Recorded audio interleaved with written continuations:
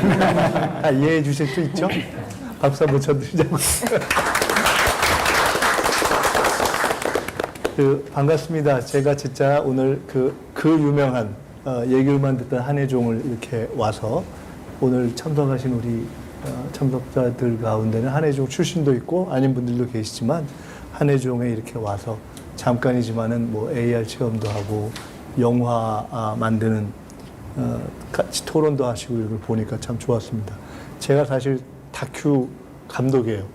제가 이게 좀 만들어 봤거든요. 그래서 그 짧은 시간이지만 보면서 참 좋았습니다.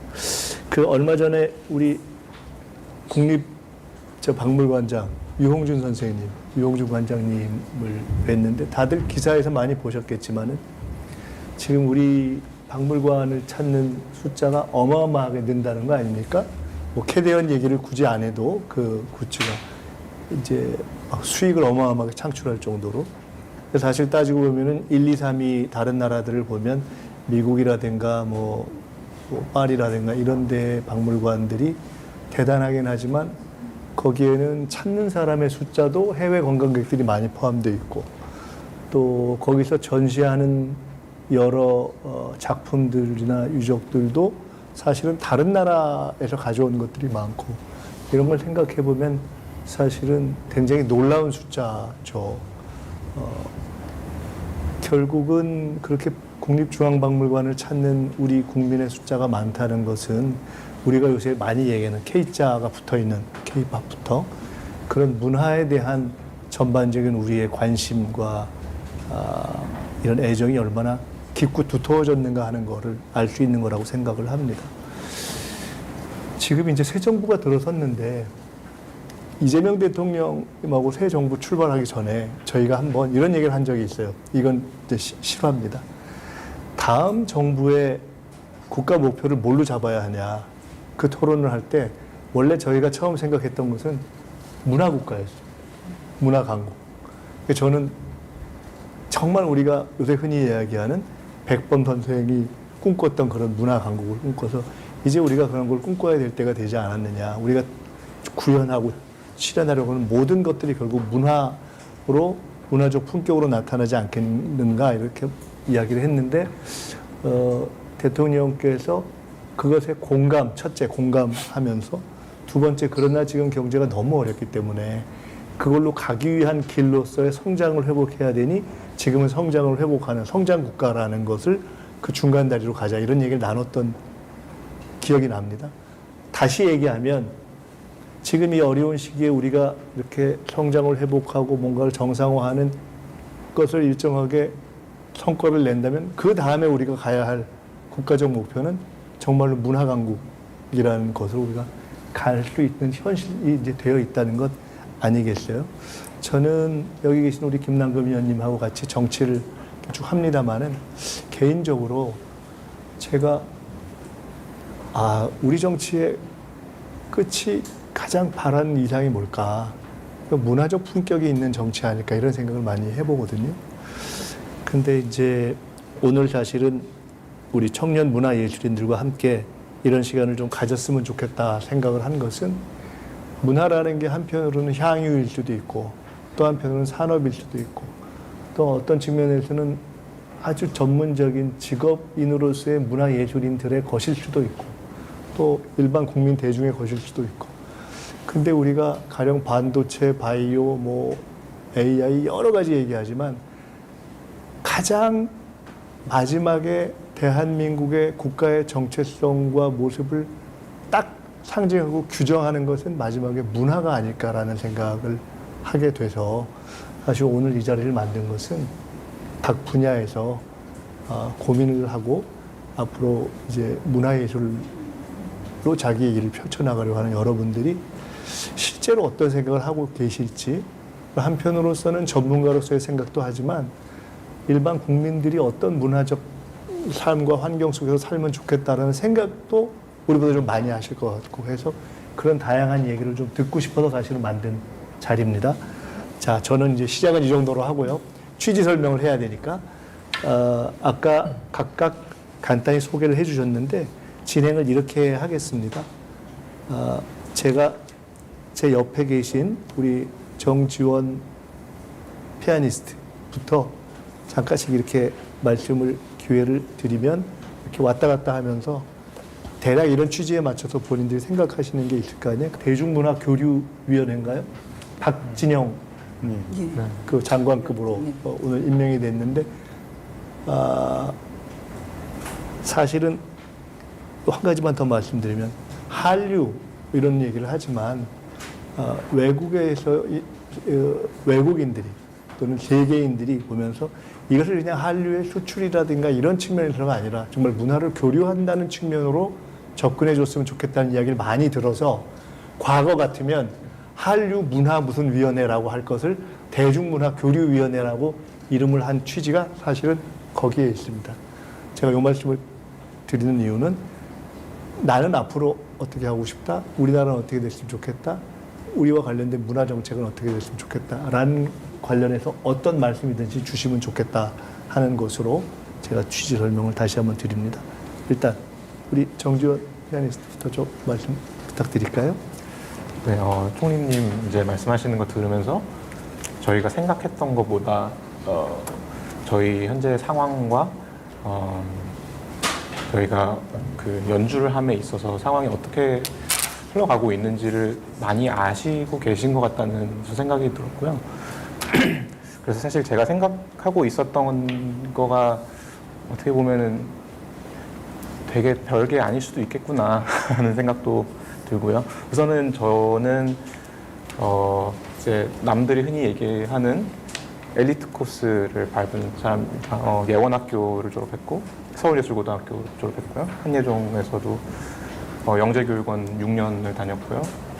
예술사도 졸업하고 지금은 이제 베를린에서 공부를 하고 있는데 제가 평생을 교육받은 어떤 피아노 혹은 음악인으로서의 완성은 사실 연주를 함으로써 그게 완성이 된다라고 저는 이제 생각을 하고 믿고 있습니다. 근데 예전부터 그래왔고 현재도 그런 문제가 있는 것이고 그것이 해결이 안 되는 것이 바로 이제 연주를 할 수 있는 기회가 너무 적다는 것이고요. 특히 이제 20대와 20대 미만 청소년들에게는 사실 연주를 한번 한다는 것은 거의 하늘의 별 따기와 같은 거라고 저희는 생각을 하고 있고, 이제 제가 알기로 대한민국에 있는 정말 많은 연주 장소, 홀들이 이제 있는데 그것들이 사실은 거의 운영이 되지 않는 걸로 저는 알고 있어요. 그래서 그런 곳에 저희도 들어본 적도 없는 홀이 있다는데 뭐 사실은 거기에 모든 악기와 세팅은 다 준비가 돼 있고 홀 자체 규모도 굉장히 괜찮은 걸로 알고 있는데 막상 실정을 들여다보면은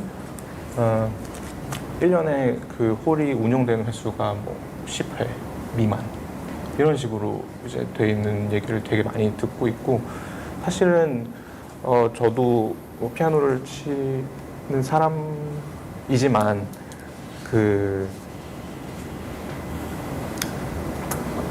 공연을 만드는 사람들은 또 사실 다른 전문가들이라고 요즘 생각을 많이 하고 있어요. 그래서 이런 거를 개선하기 위해서는 물론 음악을 하는 연주자도 중요하지만 그런 분들을 또 함께 모셔서 어떻게 하면은 더 많은 공연들을 만들 수 있고 그 공연들에 저희가 실질적으로 투입이 돼서 연주를 할 수 있고 또 많은 국민들께서 이제 쉽게 접근을 해서 저희의 연주를 들을 수 있고 그런 수요가 만들어질 수 있는지에 대해서 고민을 많이 하고 있습니다. 저희가 말씀 이렇게 번갈아서 일단 편하게 진행하다가 저도 뭐 그냥 갑자기 끼고 싶은 얘기 있을 때 하고 또 아무나 또 말씀하실 때는 그렇게 하고 그렇게 하시자고요. 일단 좀 진행을 해볼게요. 네. 중증. 예, 중증외상센터. 저도 봤어요. 아, 보셨습니까? 네. 감사합니다. 일단 이렇게 저 김민석 총리님과 함께 자리를 할 수 있어서 너무 영광이고요. 그리고 저를 이제 추천해주신 한국콘텐츠진흥원과 또 자리를 마련해주신 많은 분들께 너무나 진심으로 감사드립니다. 제가 오늘 꼭 말씀드리고 싶은 건 총리님께서 좀 풀어주셔야 할 아주 중요한 웹툰계에 큰 문제가 있다는 점입니다. 저희 웹툰 작가들은 대비와 진로, 불안, 이제 불공정한 계약, 과도한 노동 강도 등 여러 고민 속에서 살아가고 있습니다. 그 중에서도 가장 절박한 문제는 웹툰 불법 유통입니다.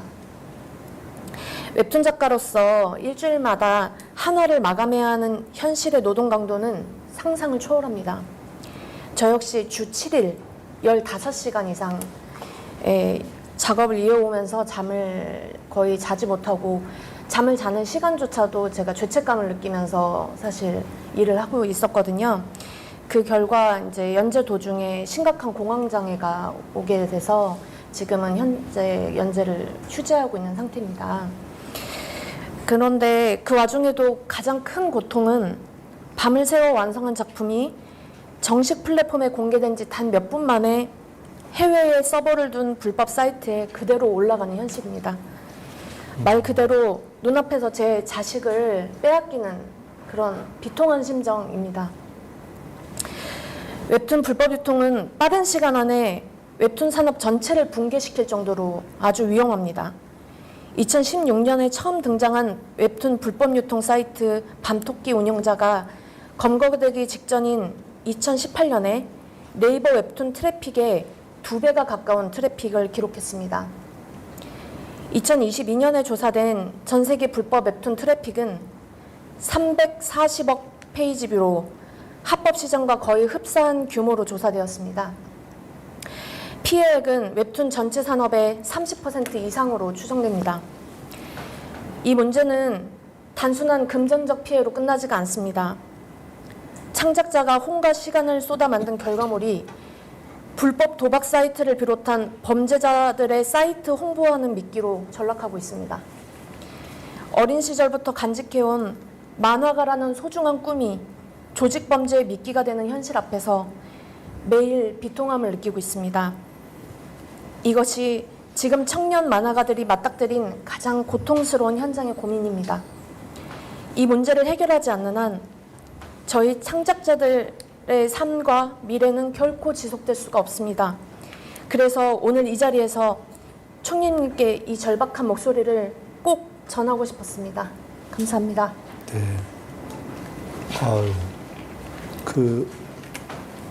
우리가 그냥 상상하기에도 웹툰 작업이 갖는 집중력, 요구하는 집중력이 엄청날 것 같은데 이게 지금 그 과정에서 뭐 우울증이나 공황장애 이런 것을 경험하는 경우가 꽤 있을 것 같아요. 네, 일반 사람들보다 웹툰 작가들이 30% 이상의 더 많이 겪고 있고요. 그리고 마감 압박 속에서 오는 거거든요. 일주일 안에 80컷에서 100컷 이상의 그림을 그려내야 하고요. 예, 조금만 늦어져도 업로드가 안 되기 때문에 굉장히 사실 힘든 나날들을 보내고 있습니다. 그리고 좀 휴재를 하거나 하면은 순위가 급격하게 떨어지기 때문에 수익 문제 때문에라도 이렇게 몸을 혹사시켜서 이제 하고 있어요. 그래서 참 건강 문제도 많이 심각한 상태입니다. 웹툰 불법 유통 문제 좀 이따 잠깐 또 얘기 조금 더 하시자고요. 네. 근데 이렇게 저희가 당연히 다 심각한 문제로 생각하고 있었지만 조금 전에 표현 중에